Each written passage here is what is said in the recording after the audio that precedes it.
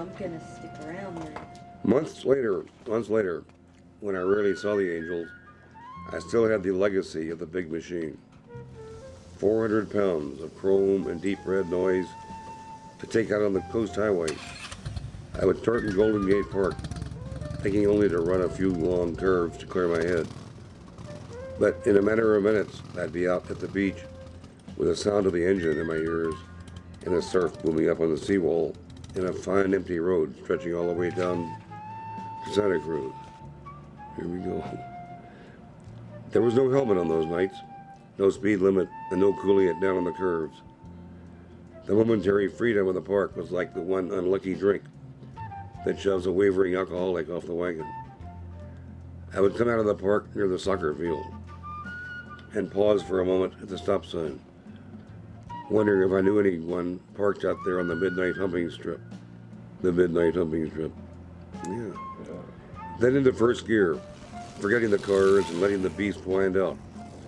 35, 45, and then into second, and wailing through the light at Lincoln Way. Not worried about green or red signals, but only some other werewolf loony who might be pulling out too slowly to start his own run. Not many of these, and with 3 lanes on a wide curve, a bike coming hard has plenty of room to get around almost anything. And then into third, the boomer gear, pushing 75 in the beginning of a wind scream in the ears, a pressure on the eyeballs, like diving into water off a high board. Bent forward, far back on the seat, and a rigid grip on the handlebars as the bike starts jumping and wavering in the wind. Tail lights were up ahead, coming closer, faster, and suddenly zap, going past and leaning down for a curve near the zoo, where the road swings out to the sea. The dunes are flatter here, and on windy days, sand blows across the highway, piling up in thick drifts, as deadly as any oil slick. Instant loss of control, a crashing, cartwheeling slide, and maybe one of those 2-inch notices in the paper the next day. Quote, an unidentified motorcyclist was killed last night when he failed to negotiate a turn on Highway 1. Indeed, but no sand this time, so the lever goes up into fourth, and now there's no sound except wind. Screw it all the way over. The needle leans down on 100, and wind-burned eyeballs strain to see down the center line, trying to provide a margin for the reflexes.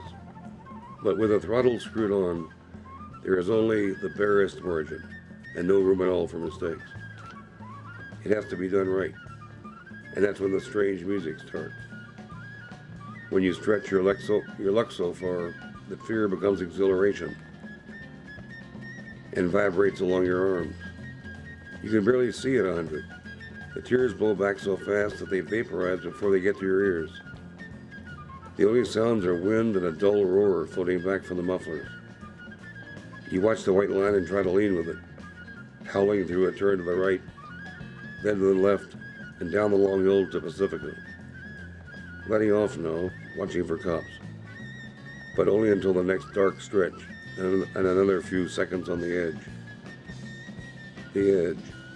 There is no honest way to explain it, because the only people who really know where it is are the ones who have gone over. The others, the living, are those who pushed their control as far as they felt they could handle it, and then pulled back, or slowed down, or did whatever they had to do when it came time to choose between now and later. But the edge is still out there. Or maybe it's in. The association of motorcycles with LSD is no accident of publicity. They are both a means to an end, to the place of definition.